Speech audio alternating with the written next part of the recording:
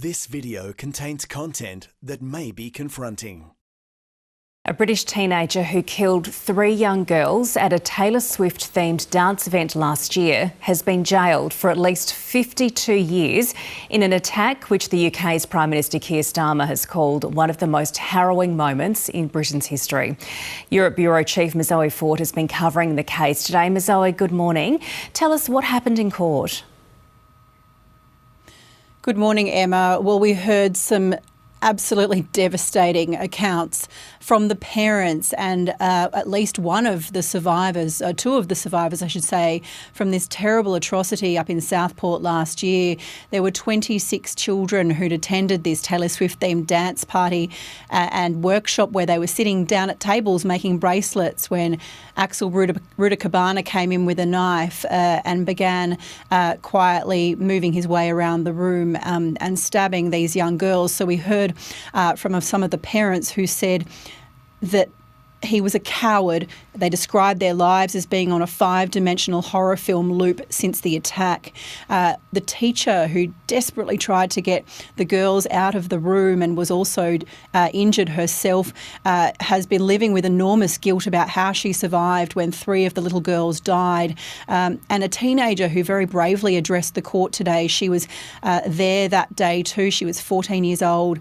She said, "You looked possessed. You did not look human," when referring to Axel Rudakabana. We also heard from the prosecutor today who said that Rudakabana showed no remorse and that he had an obsession with killing. He said at the police station he was glad the children had died. He didn't have a specific political or religious motive, just that obsession with murder. When police searched his home, they found weapons, they found an Al-Qaeda manual, they found ricin, the toxic poison, but they also found a link to Australia, and that was that the last thing he searched online on his tablet was the stabbing in Western Sydney last year of Mari Emanuel, the bishop there.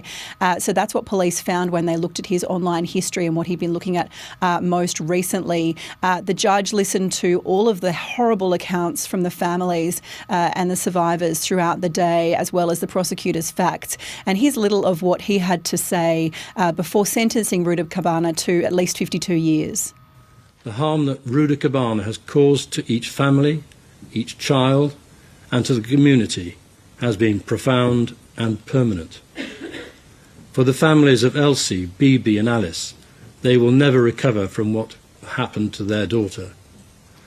For those children and the adults that he attempted to murder, their lives will never be the same. Zoe, it's also emerged this teenager was known to the authorities before the attack? Yes, Emma, and that he had a violent history, that he'd tried to take knives to school, and crucially that he'd been referred to an anti-extremism program 3 times but was not deemed to be a high enough risk. Now, because of this information, the Prime Minister here, Sir Keir Starmer, has ordered a public inquiry and has promised the families that the truth will come out, they will get to the answers and that people will be held accountable for that. But certainly after a really difficult day in court for all of these families, they'll just be focusing right now on supporting each other.